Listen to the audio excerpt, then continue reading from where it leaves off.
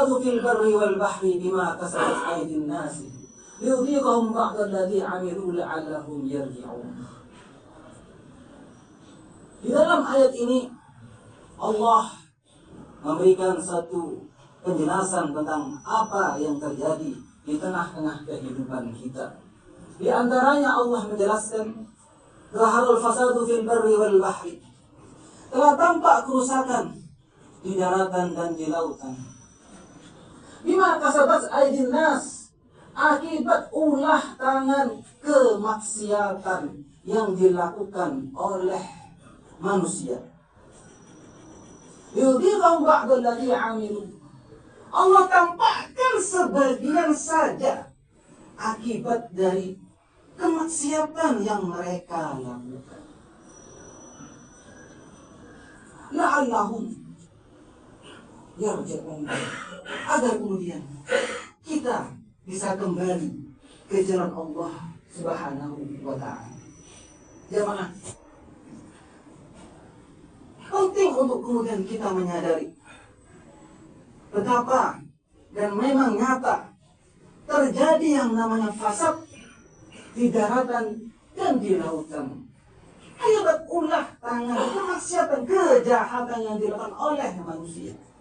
Dan di antara kerusakan yang nyata betul adalah apa yang kemudian disebut dengan ekosida. Apa itu ekosida? Kerusakan yang massal yang terjadi terhadap ekosistem alam kita. Dimana ketika kemudian kerusakan itu terjadi, maka betapa banyak kemudian habitat satwa yang menderita, dan banyak di antara mereka mengalami hampir kepunahan atau terancam punah akibat habitat mereka telah dihancurkan. Begitu pula kemudian ada banyak penduduk yang juga terdampak akibat kerusakan yang terjadi, entah dengan kehilangan mata pencahariannya atau kemudian kehilangan lingkungan yang baik untuk keseharian kehidupan mereka sehari-hari bersama keluarganya yang tercinta. Dan itu betul nyata terjadi saat ini. Data menunjukkan misal di Jawa Timur saja telah kemudian tercatat hingga saat ini sudah ada 500.000 hingga 600.000 lahan telah berubah menjadi wilayah tambang, di mana para pelaku tambang tersebut banyak sekali yang tidak memperhatikan bagaimana penambangan dengan tetap menjaga ekosistem alam. Hal itu terkonfirmasi dengan tutupan hutan di Jawa Timur telah kehilangan 10-11% luasnya. Dan kalau kemudian kita kerucutkan dalam beberapa kota saja, misal kota Malang, maka data menunjukkan 60% hutan yang semula ada di kota Malang sekarang ini berubah atau berkurang hingga kemudian menjadi 30-35% saja. Tentu tutupan hutan yang semakin berkurang dengan angka yang begitu besar mengakibatkan potensi banjir di mana-mana, termasuk kemudian di kota Surabaya. Bila kemudian kejahatan ekosida ini terus dibiarkan, maka tidak menutup kemungkinan ekosida yang sangat parah yang menimpa saudara kita yang ada di Aceh, Sumatera Utara, dan Sumatera Barat pun kemudian akan kita alami. Di mana kemudian kita paham bahwa apa yang menimpa mereka bukan sekedar karena curah hujan yang tinggi, tapi karena ada kerusakan ekosistem yang menyebabkan kemudian ekosistem yang ada tidak mampu menanggulangi curah hujan yang begitu tinggi sehingga kemudian memberikan atau berdampak banjir yang demikian dahsyat, berikut dengan gelondongan kayu yang begitu banyak, merusak hingga sampai 28 desa hilang karena rusak total infrastruktur, berikut dengan rumah-rumahnya.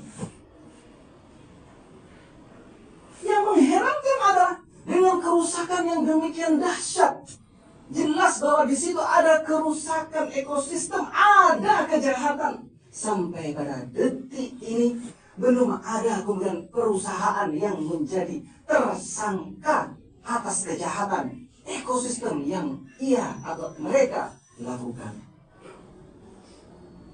Hal itu menunjukkan bahwa sangat boleh jadi para pelaku kejahatan ini sudah berada di lingkaran kekuasaan, sehingga mampu mempengaruhi kebijakan yang akhirnya cenderung melindungi kejahatan mereka, bahkan dan memaksa negara kita untuk membiayai harga recovery atas bencana yang kemudian menimpa sebagian dari negeri kita yang ada di Aceh dan Sumatera.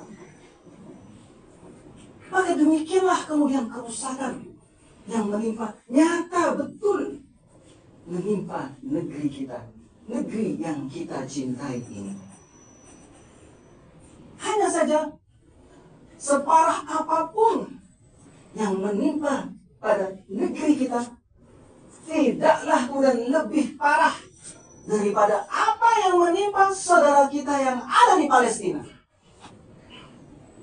Karena mereka tidak hanya mengalami ekosida, melainkan mengalami genosida.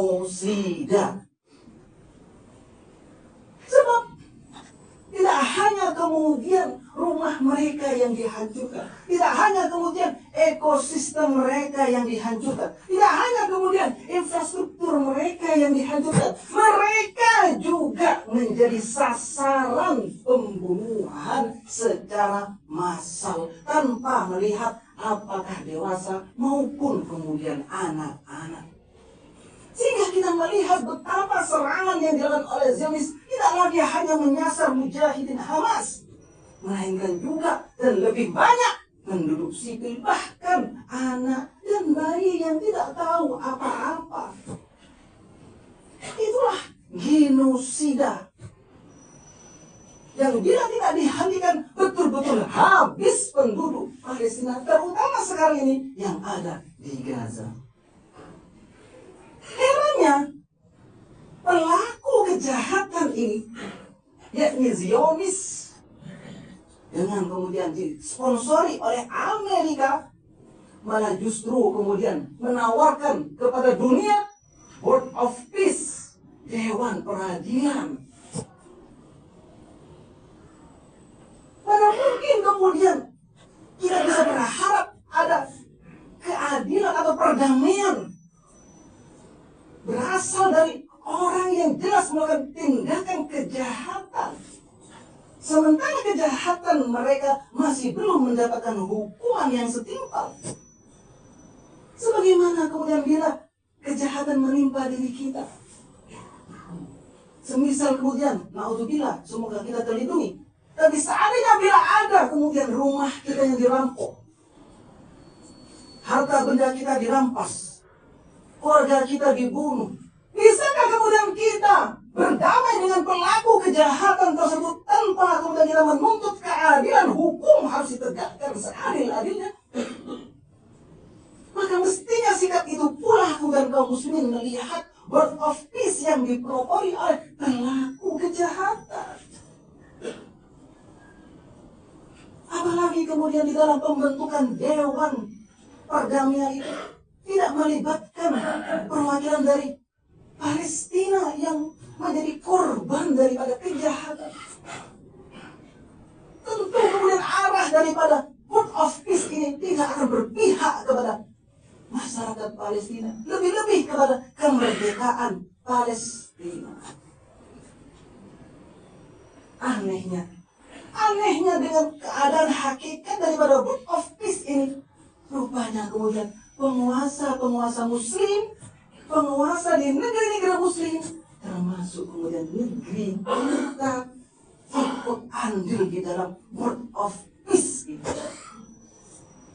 Jamaah, sungguh ini adalah satu tragedi. Sungguh ini adalah suatu kenyataan fasad yang nyata betul terjadi di tengah kehidupan kita, di mana ekosida dan genosida yang terjadi, dan betapa bagaimana keadaan, bagaimana negeri kita menyikapi itu semua menunjukkan apa? Satu, yaitu kelemahan kekuasaan yang sekarang ini sedang berjalan. Yang notabene kekuasaan yang sedang berjalan ini adalah kekuasaan yang sekuler, yang memisahkan antara agama dengan kehidupan, terutama dalam aspek berpolitik, berekonomi, dan bersosial. Kelemahan kekuasaan inilah yang menjadikan penjahat daripada ekosida bisa masuk dalam elit kekuasaan. Sangat memungkinkan mereka bisa masuk dan mempengaruhi kebijakan. Dan kekuasaan yang sekuler ini pula yang menjadikan kekuasaan kita begitu lemah untuk menghadapi tawaran word of peace ini. Seakan sudah tidak ada pilihan kecuali harus terlibat di dalam dewan perdamaian yang sangat-sangat bisa dikatakan menawarkan perdamaian yang omong kosong bagi Palestina. Maka disitulah kemudian penting kita untuk menyadari betapa pentingnya kemudian kekuasaan Islam sebagaimana yang kemudian diteladankan oleh baginda Nabi. Tentu kemudian kita berharap realitas kekuasaan yang berjalan adalah sebagaimana ketika baginda Nabi disodori untuk memberikan ampun terhadap salah seorang wanita agar tidak dipotong tangannya, maka baginda Nabi dengan tegas, andai Fatimah yang melakukan hal itu, akulah yang menjadi algojonya. Itu bisa terjadi di negeri kita kalau kekuasaan sesuai dengan apa yang diteladankan oleh baginda Nabi. Begitu pula kita merindukan bagaimana kemudian baginda Nabi melindungi seorang muslimah yang dilanggar kehormatannya, belum sampai terbunuh, baru dilanggar kehormatannya, belum sampai dizinai oleh Yahudi Bani Qainuqa. Dan apa yang dilakukan oleh baginda Nabi? Mengirimkan satu pasukan yang langsung dipimpin olehnya, sehingga selama 15 hari pengepungan tidak ada satu pilihan bagi Yahudi Bani Qainuqa kecuali harus terusir dari kampung halamannya yang sudah bergenerasi-generasi mereka tinggal. Itu kita rindukan, dan itu tidak bisa kita teladankan, tidak bisa kita lakukan, termasuk kepada saudara kita di Palestina, kecuali kemudian kekuasaan yang sekarang ini sedang berjalan mengikuti, meneladani apa yang diteladankan oleh baginda Nabi Sallallahu Alaihi Wasallam. Karenanya itulah kemudian hendaklah kemudian kerusakan yang begitu nyata di daratan dan di lautannya Allah tampakkan di tengah kehidupan kita. Hendaknya kemudian menjadi pengingat agar kita layar kembali ke jalan Allah Subhanahu wa Ta'ala, di mana kemudian praktisnya adalah kita awali dengan membangun kesadaran kita, bahwa kesadaran kita tidak hanya kita batasi dalam kesadaran bagaimana beribadah sholat, bagaimana beribadah puasa, apalagi sebentar lagi kita akan berjumpa dengan bulan Ramadan, bagaimana kita beribadah zakat, bagaimana kita beribadah haji dan umrah. Kita harus kemudian sempurnakan kesadaran kita tentang Islam, tentang bagaimana baginda Nabi mengatur kekuasaannya, mengatur perekonomiannya, mengatur kemudian militernya, sehingga mampu kemudian menjadikan kaum muslimin bisa membela kehormatannya, membela darahnya, membela hartanya, membela agamanya, dan mampu kemudian membentengi kekuasaan dari para penjahat-penjahat yang bisa berubah dan mengatur kebijakan sesuai dengan kepentingan dan syahwatnya. Inilah yang penting untuk kemudian kita bangun kesadaran agar apa? Andai kekuasaan yang sekarang ini berjalan masih belum mau berubah dengan kekuasaan Islam, semoga kitalah atau generasi selanjutnya yang akan kemudian melakukan hal tersebut. Demikian yang bisa kami sampaikan. Semoga Allah Subhanahu wa Ta'ala memberikan hidayah melalui singkatnya khutbah, dan semoga Allah memberikan kita pertolongan untuk kita bisa Mari realisasikannya.